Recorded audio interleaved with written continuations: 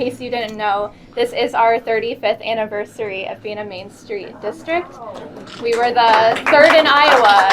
So it's not easy to maintain the designation, so it's hard to get it, but then you have to maintain it. So. Yes. And we just got our national accreditation for 2021 as well. So we must be doing the right things. First of all, I just want to take a moment real quick to thank our hosts here at Midwest One, Steve Hicks and Sandy Bailey. Sandy's a generous supporter and volunteer for Main Street and our community events and Painting with Lights.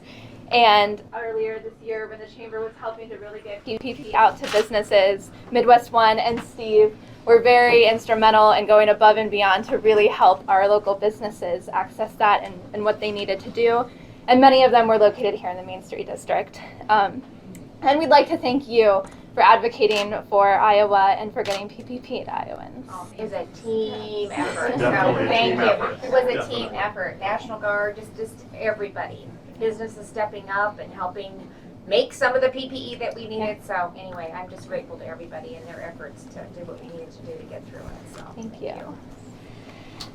So prior to this past year as well, Midwest One has been instrumental in downtown preservation and our building improvement efforts. As when we go out on the square, we will point out McMillan and Trolley Place, which were big projects with multiple funding streams.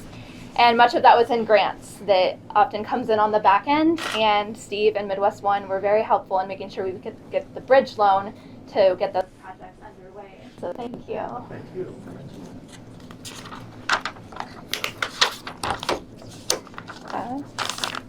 I just wanted to share that being a part of the Iowa Main Street program and Main Street America has really given us access to that network of tools and experts and just ideas and inspiration from other directors and districts that is visible in how we've preserved our historic buildings and support our small businesses and creative placemaking projects that we've done in town as well.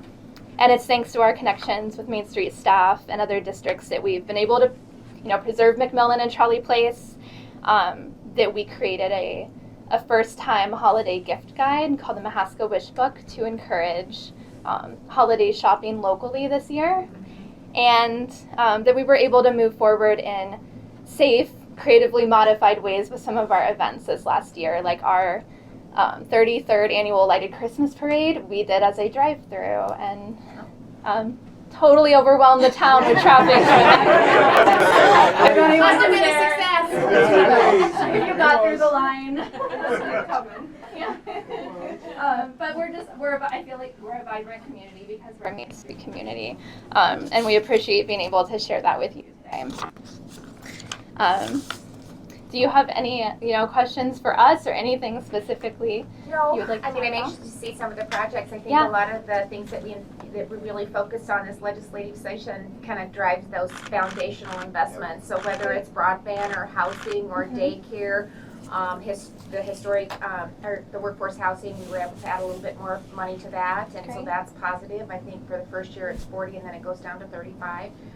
Brownfield, Grayfield, we were actually able to extend that. That was supposed to expire. So all of those, I think, feed into what you're able to do as a Main Street community. It's all parts of that, because anytime I think we can stack that funding and just utilize the different streams, that's how we can make these programs work, and especially in these smaller communities. But I was on the board when Osceola became a Main Street community, so honest to goodness, I truly understand the work that is involved in that. And so I have a lot of respect and admiration for communities, because it really, I think, is a testament to the community as a whole and their determination to keep it vibrant and growing. And it's a great resource for communities to just continue to build and grow on the great work that you're already doing. So congratulations for all of that. So anything else that we're doing that so those are kind of the foundational things, right? And then next year we want to kind of come back. We just didn't have time this year. Debbie's got lots of irons in the fire, Debbie Durham, so hold that girl back. It's like, so she got a lot going on. But, and I love to get in communities and just not only Main Street, but look at some of the catalyst grants that are taking place. They are kind of a jump start too. But we're really coming back next year and focusing on placemaking. Great. So if you're already kind of doing some of that, you're again ahead of the game on that. And Yeah. I just think that sense of community again and keeping our young people here and recruiting talent into the state is so positive. And then the other thing that we're going to do with, we're still working on it and going through it, but with some of the ARP funding that's coming into the state, we're really going to try to do some national PSAs about this state and the great opportunities that we have. It's hard to come up with the funds to do that at the level that you need to do it. And I'm tired of watching South Dakota do it. Yeah. And now Alaska's kicking in, so I'm not gonna, I just had it, so I said to Debbie, get me a proposal. I called the other two states, so we have some sense of what they've spent, so I'll understand, so we have some sense going into this, but we're gonna do that too. Great. Because we are the real deal, and we have so much to offer in this state, and people just don't know it, and we need to retain, but we also need to recruit. So we're gonna put kind of an extensive effort into making that happen, so. Well, just this morning, I was talking to Tom and the county engineer. Tom told me there's $60 million worth of investments going into the southeast border town. And that's why Tom Riley, I'm glad you reappointed him. Thank you, by the way. I served with him, so I I know. know Tom really well. Still appointed him. And I still appointed him. So it's critical that we have him helping us out of that because we have some transportation needs in this Yeah. town. I know all do, but we're special here, He tells me that every day. The DOT commission was just down here on Monday and Tuesday. And we had a wonderful, good tour. And really what's all going on in this region between the Cargill complex that down there, John Deere down in Ottumwa, Pella and Vermeers, Musco, Clow, our industrial park. We have a lot of global business going on around here. And that really opened up a lot of the commissioners' eyes and reinforced why the Northwest Bypass is so vital, the regional airport is vital, and soon to be a Southeast connector. So I think there's a lot of good stuff going on around here. And we appreciate all the help that the legislature has been doing. Good job. Thank you, thanks for saying yes. Great. Are you ready to see? Why we've reached out to Senator Grassley after multiple attempts. It took over a month of us asking questions and trying to discover and figure out what was going on. We weren't able to get any answers about why there were was coming in and spending the night, charter buses and unaccompanied minors removed from the plane and then transported outside of the state. As I was talking to a Tennessee governor, he was also experiencing the same thing. So we worked with Senator Grassley. He added some additional questions to HHS and ORR.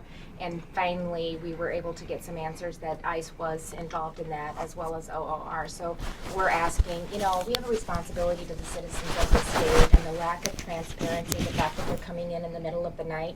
We have no idea where or when this is happening, and so Senator Grassley has been asking for hearings, and we set documentation that would support those requests for the hearings.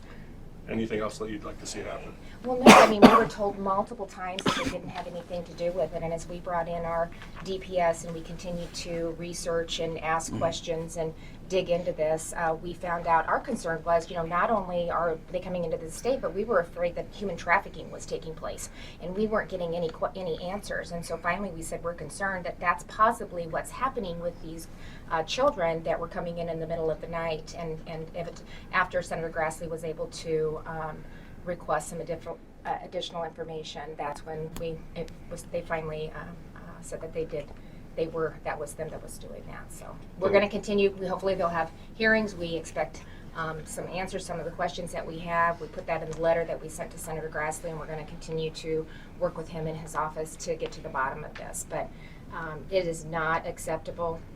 We need to know what's going on. Why is it happening in the middle of the night? If they're not doing anything wrong, then they should be upfront. They should be letting governors know, and we should be a part of that discussion. Governor, I have a question about the legislative session for you. I'm wanting to your response to some criticism I've heard from racial justice advocates who are pushing for, the racial profiling ban and some other measures this year. They said that the legislature kind of went the opposite direction and really hurt racial relations in the state this year. Yeah, I just don't agree with that. I'm sorry. Betty Andrews said it was probably one of the most racist legislative sessions Betty she's and I seen. have a great relationship. I spent probably 30 minutes on the phone with her yesterday. I met with her in person probably 2 weeks ago, and I made the commitment to her that we would go ahead and continue to work on that next year. We've spent multiple years working on the focus committee so that we can come together and continue to address concerns that they may have. But we also owe our law enforcement a debt of gratitude that put their lives on the line every single day to keep our community safe and our citizens safe.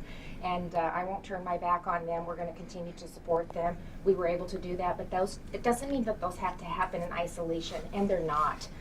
So we're going to continue. I made that commitment to Betty. We'll continue to work with them, and we'll continue to work with the legislature, and we'll see what happens next year. But hey, that's a legislative process. You don't get everything you want.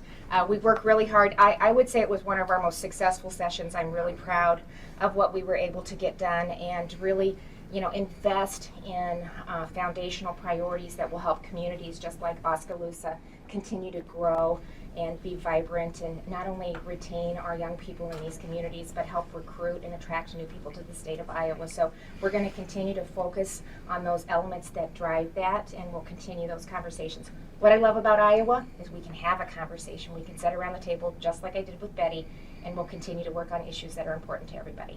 Okay? Thank you. Thank you. Can I Thanks, ask a question? I was just wondering if you wanted to comment. Also, first off, nice to see you again. Okay.